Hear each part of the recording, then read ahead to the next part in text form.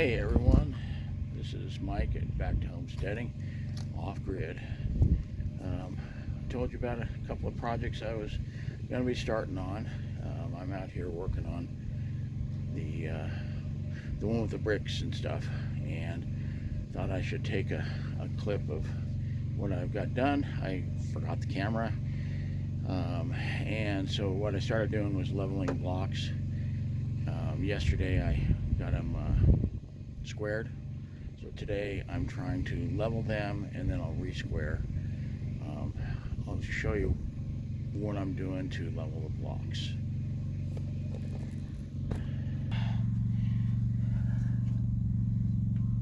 I grab my square, I grab my level, okay, and I lay it on the first block that's out of the view. I've already leveled that one, and I come over to the second block and I find out how out of level it is, okay, and then I use my shovel and I dig down, okay, and I get it fairly level. Once I'm in the ballpark, then I move this aside and I get out my torpedo level and I level it this way and that way. Looks like I'm still a little off on this one. You could do it this way and this way if you wanted to, but anyway, level it that way, and then once I've done that, because I'm having to dig around like it's off a little bit here this way, I need to lift this end a little, add some dirt, take some dirt away, get it level. Then I go back and check this again to make sure that that's still level. Then you're not done. Oh, you gotta grab a longer board and you've got to set it in your line to make sure, because by the time you move this brick a dozen times, it's going to move, and so you put this board on here so you can make sure that you're straight. The way most people do it is they just run string lines, but this is a floating base for, I guess I could say it's a tool shed, and it's a floating base because once my cob dome gets done, then this is going to move from here and it's going to turn into a chicken tractor or a garden shed or something like that. This is so that I can get all my tools out of the weather for the winter. Okay, so once I have it lined up like that, then I'll come back one more time, make sure that it's still level. Now,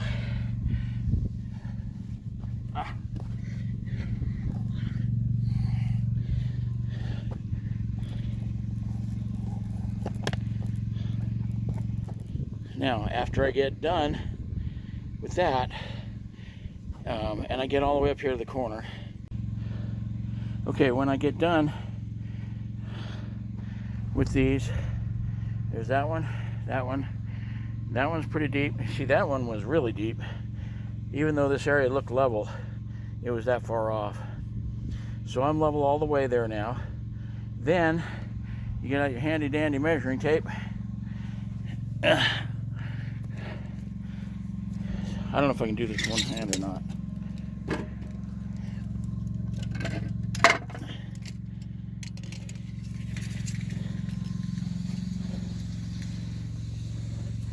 And you come down and you measure. You see that? My hand's in the way. You measure to make sure you're still at the specified. See, I'm a little off. Knock it forward a little. And if you need to move anything, then you need to recheck it. Okay? Now, once I'm done with this, and I'm done with that corner over there, then I'm going to take a new diagonal from here to there, because I know the measurement for the third leg of the triangle to make sure I'm still square. I was square, but I wasn't level. Once you're level, the square, initial square is to get you close. And then once you are level, those numbers are going to change just a little bit. So I'm going to recheck the corner before I do this last two sides. Okay, that's all I have for right now. After I'm done with this, this is probably all I'll get done today. My next clip, I will be building the pony walls with that wood over there, and I'll try to show some of that process as I move forward. Most people should be able to get one of these up in about 2 days. My biggest problem is I'm anal about the blocks being level. I could have literally set them on the ground. It was close enough, but it would always bother me. So I'm a little anal about that, and I take the time to do it. Just like, I don't think you can see over there, but see the blocks on the under the fifth wheel? I spent days getting that each of those blocks level on the first course, and that made it really easy going the rest of the way up to the bottom of the RV.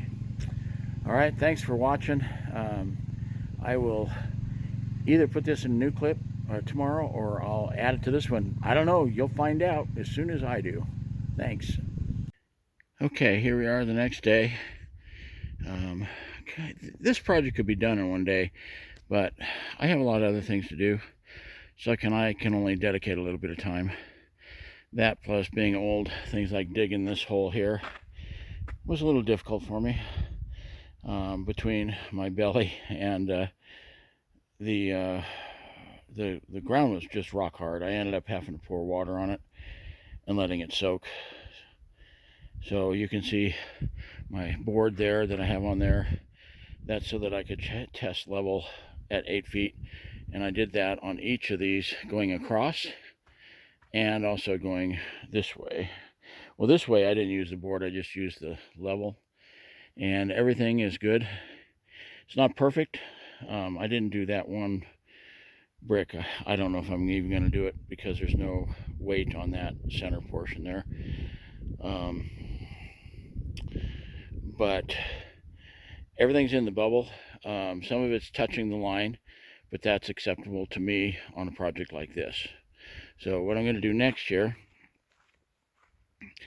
is, this is a 12-foot run by an 8-foot run. These are all 8-foot pieces of wood. And so what I have to do is, I don't know if I can do it one-handed, pull out 4 feet.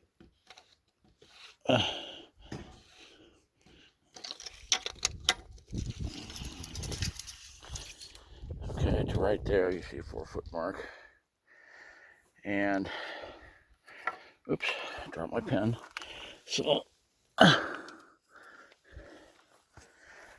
assuming people want to see me doing some of this stuff, so I'm trying. Let me get this in the shade, didn't work. Okay, and so what I do is I'm going to mark. And I always do 2 lines. My daddy taught me that, so that once I have this tape measure removed, I know exactly where that point is where I need to mark it. So normally I would use a small I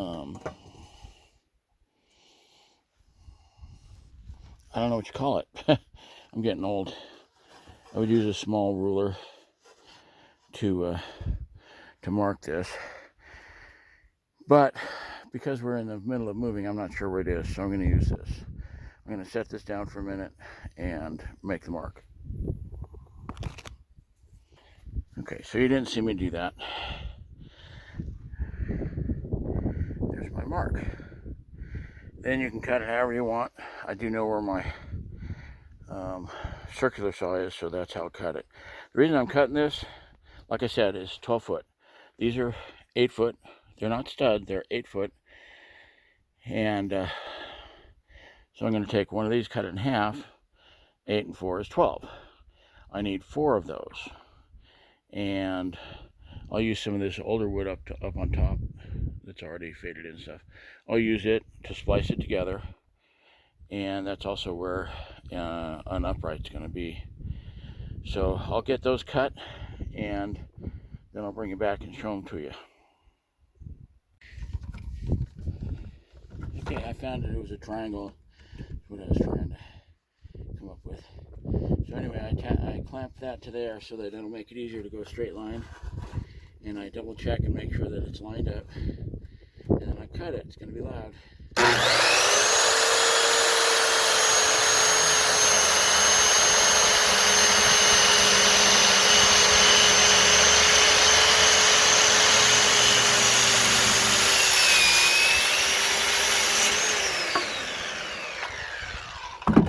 Just that easy, good clean cut. Hey everyone, okay, it's another day. It's a long process, one, because I'm only doing a little bit at a time because of my other projects. Two, yesterday the weather was not the best for doing what I'm going to do today. I need to treat the bottom boards that are going to go around and set on the concrete blocks. In between the concrete blocks, I'm going to put cob, and so anywhere that the wood touches, of course, it's going to want to rot over time. So the rest of the wood will be covered, like with plywood or something, or the tarps going over it. But where it's touching the ground, I wanted to protect it. So I've got a preservative that I'm putting on it, and I'm going to show you how that works right now.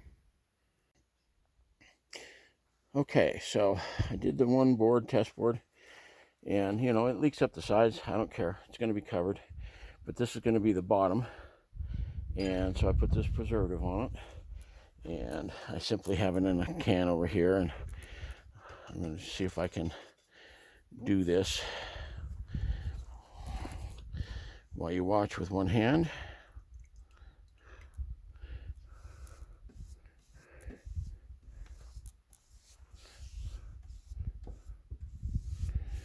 Just like that.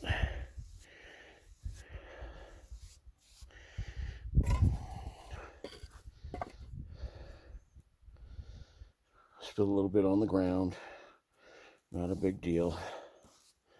Just want to get it kind of even. Imperfections like that, you want to put it a little heavier because you want the nooks and crannies filled. It's not like pressure treating, but they will be on the blocks, not direct ground. And being in the desert like this, we're pretty dry here. So I've got these two short ones that I've got to get done, or that I'm done right now. And I've got two long boards, 8-footers, that I need to do. And I will bring you back to show you when they're all done. Nice. Okay, and there we have it. This is the bottom sides of the framework. Oh, you know what? That's just two sides. I need two more of these for the front and back boards. So I won't waste your time with that. I'm going to do that. And then the next clip will probably be me screwing these things together. Okay, so the next step is I want to make the pony walls. I've got them all preserved for the bottom layer, and I need the uprights. These are 2-foot pony walls. 2x4 is actually only 1.5 inches thick. So if you take off 2 of those, that's 3 inches off of 24 for 21 inches. So set that there. You set that at 21. See that? And you mark the board. Now, some people will go and they'll mark everything that they want to cut all the way down.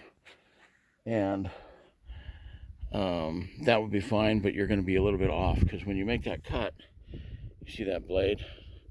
That's going to take out some. So you're going to be 1/8 of an inch off, then you're going to be 1/4 inch off, and it just keeps going on.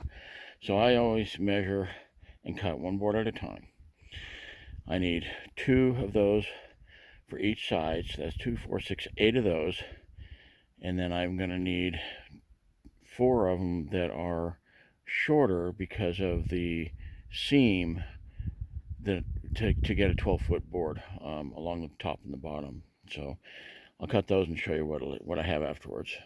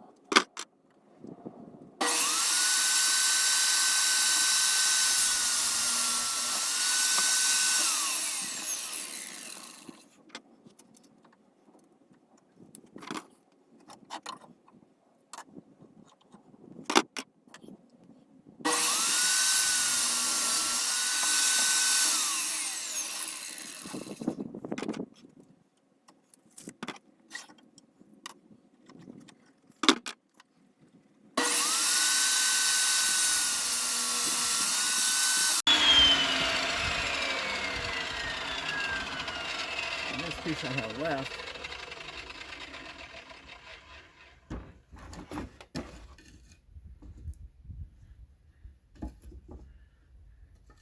where it can go for the cross piece to make that 12-foot, and then I have to make shorter ones because this one's going to go right here, and so I'll do that after. Right now I have 4, and I need more.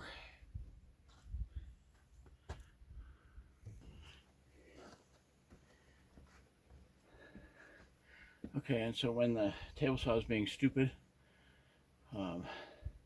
then you can also use your circular saw. It's a little harder to be as accurate unless you clamp this up here, which I showed you the other day.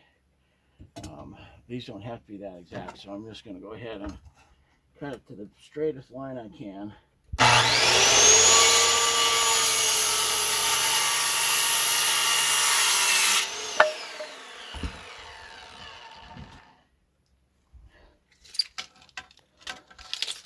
And you can see that that works out pretty good. It just depends on your eye.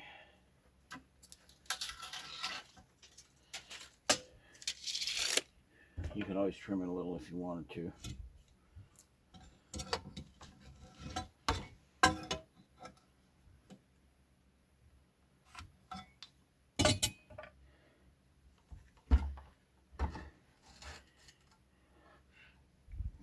Don't do this on your wife's freezer at home.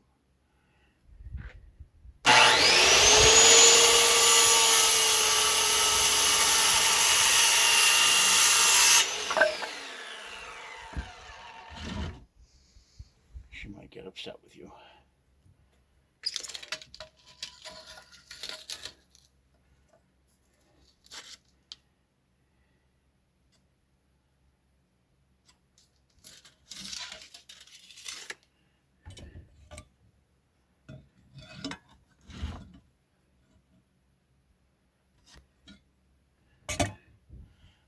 But I won't tell if you don't.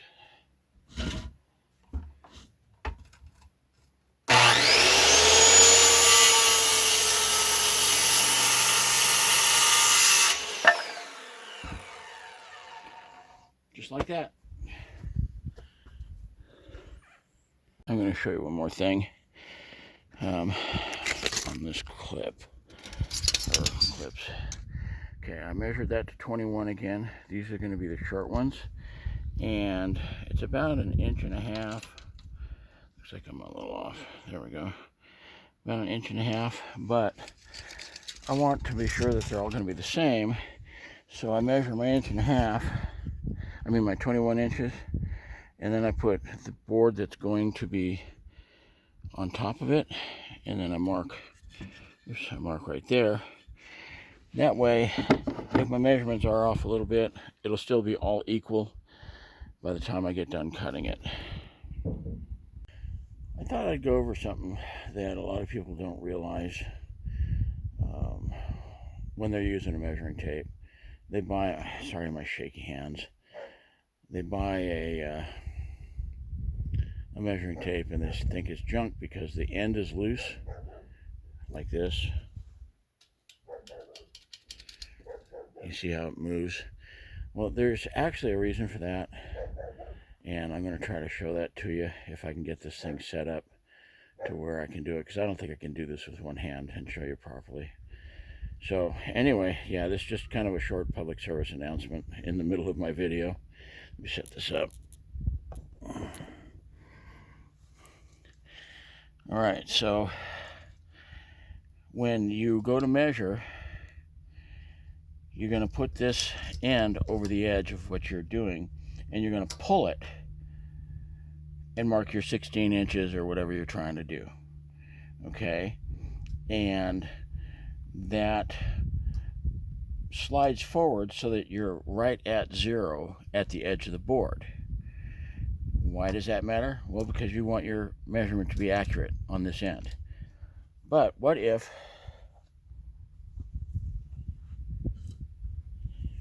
you're not measuring a board like that? What if you're measuring a distance from a wall out? Then you push it against it, and that gives you the same spot on your measurement because it's pushing it in, making it 0. What I'm saying is, oops, this movement, if I can find my thing here, this movement back and forth is to make up for the metal on the end of this. So when you're pushing against it, it's at 0. And when you're pulling against it, it slides that back so you're still at 0. It's as simple as that. Cheap ones, expensive ones, they all do it.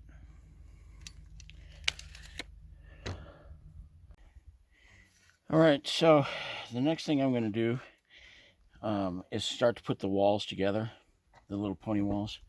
And one of the things I do is where I'm going to put a screw is I come in with my drill first and drill a pilot hole. And these don't, this is a little short, so it doesn't quite go through, but that's fine. You want your pilot holes about 3/4 of an inch in, because you're going to be screwing into something coming up this way, which is 1.5 inches wide. And so that's that. I'm going to go ahead and do all my holes, and I'll get back to you.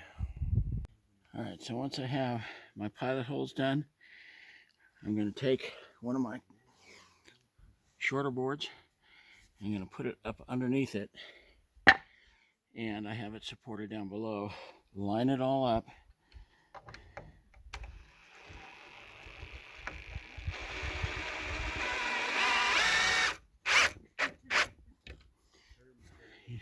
You notice no splitting. That's the reason I do pilot holes on the ends. I probably won't do them on the middle, just on the ends. Make sure that's nice and even.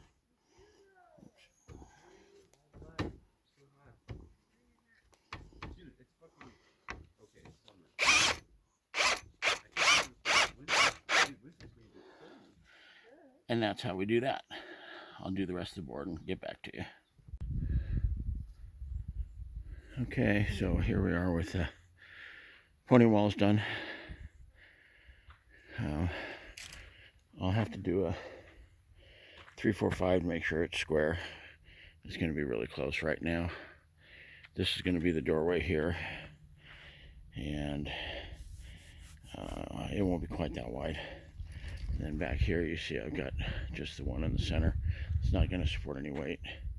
You can see how I did these little short guys to make that all one. And I screwed those in from the bottom. Same thing there. And I separated that split from that split so that they're not in the same spot. And then when I put these in after I put this board up, I screwed it in there, and you can see down here I toe-nailed it, I think they call it. Anyway, I'm gonna put the roof on, and then I'll fill the inside of that with a sand cement mixture, tap it down, wet it, let it dry, and it should be good enough for me. Okay, so I've got the cattle panel, and I want it to hang over in the front. People with the greenhouses, a lot of times will cut those up shorter so that they match the edge, but I want a little bit of a lip. And then I'd show you this doing it, but I kind of busted up my phone yesterday with the mount. The back fell off, but at least it's working. So you can see I've got staples. Right now I've got 3. Okay, and then I'm going to go to the other side. I'm going to lift the cattle panel up and put 3 over there. And once I'm satisfied, then I'll probably put at least 2 more in. All right, the sun's getting kind of high, getting a little warm. I wanted to show you what I got going here. It's pretty tall, taller than I thought it was going to be. And I've got this last one hooked on here. You see I've got the same 4-inch hanging over. I wanted to show you a trick to put this side up. The first thing I did was what everybody does. I put up a little stick to catch it while I pounded in the first staples. Oh, and that's another thing too. See the 2 staples there? That one was never going to stay because of this right here. So get the bigger staple. These guys are 1.5 inch. Those over there are just like 1 1/4. It's only a 1/4 inch, but they're much heavier duty, and they're holding in. I'm using the smaller ones over on the back side, but the front side wouldn't stay in. And then my extra that I'm going to put in to hold it down will all be the bigger heavy duty ones. But anyway, this is what I found. I was using screws anyway. I put 2 screws in there, and that holds it while I'm pounding in the staples. Just thought I'd show that little secret. Okay, and there it is up. Just need to straighten it out. I need to put the staples in, and you see this time it's over on this end. It has a little longer teeth, and so it's wanting to push back, and I'll have to dig into that a little bit when I go to straighten it out. But I'll get these guys in, and then I'll deal with that. So there you are, 8 by 12. It's actually 12 feet long, and it's 8 feet 6 inches wide. All right, so here we are, a new day. 1 or 2 people could probably get this up in one day. I have other things to do. So last time, I think I was showing you how to put these things up. I don't have them with me right now, but there's another way you can attach this. If you don't have these staples right here, if you have some plumber's tape, that's that metal plumber for hanging. It's got little holes in it. You could put a screw in here and run it around to hold it in place too, and I might do that for extra support. Okay, and then the next thing you want to do, you'll notice that the tunnel looks really even. You see all those little black things sticking down. Those are zip ties. There's a zip tie right here. So I went through, and about every other I put zip ties Trying to make sure that these are all nice and even so that they don't rip the thing. Like this one's a little off right here, so I want to make sure that that's even. What I'm going to do now is I'm going to come back and I'm going to use metal wire to clamp these, because these will wear out. And today I'm going to put tarp on, secure the tarp to it, and then I'm going to drive stakes in the ground and run a line over on both ends so that the high winds we get here won't blow it away. It's not very heavy and it would blow away pretty easy. Now I've got the tarp on it, and you see it's nice and shady inside. I still have to trim those. So I've got some kind of bungee on every hole. I'm going to deal with this as a separate issue, this opening here. It does enclose the building, and just not the over eave. So you see it looks nice. It's fairly tight, and a little bit of dirt. And what I did is I used that toe strap, put it in the middle, threw it over the top, and then I just pulled it over. So the next thing I got to do is cut a door. I want a 36-inch door, so I measured the halfway point, and then I came over so that I can do a double header, one straight up and then one for the door. You don't really need it. It's just a greenhouse, but I prefer doing that, especially because I'm going to put some kind of a beam going down that near the top.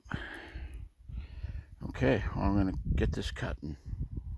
Note to self: when cutting your doorway, remember that the cattle fencing is spring-loaded under pressure, because it will pop. And so I ended up using, show you,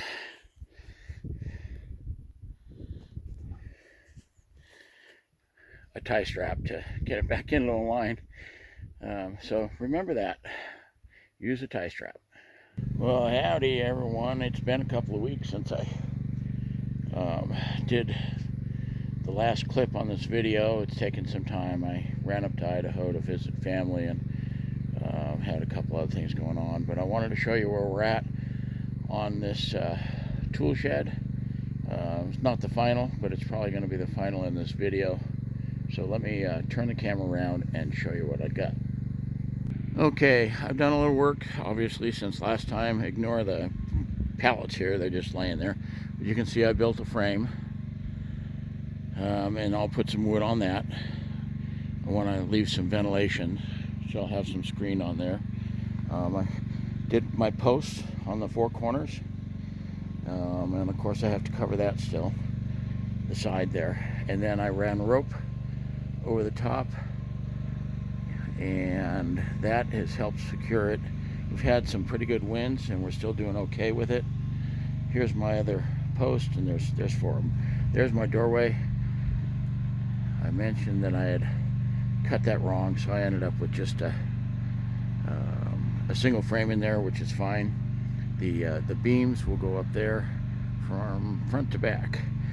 I finished doing the floor.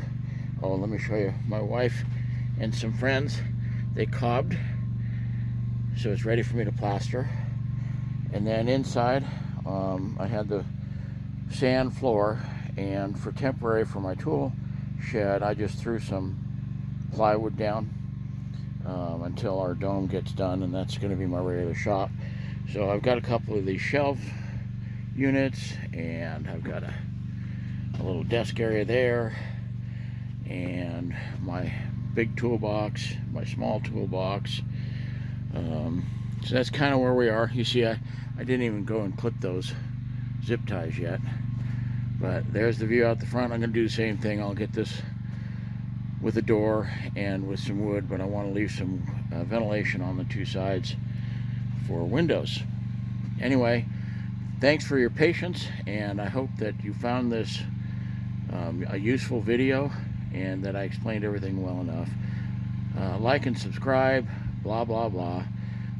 Since I don't do a lot of videos, you might want to hit notifications so that you know when I do upload a video, and comments would be appreciated. Even if they're bad, I'll just ban you or something.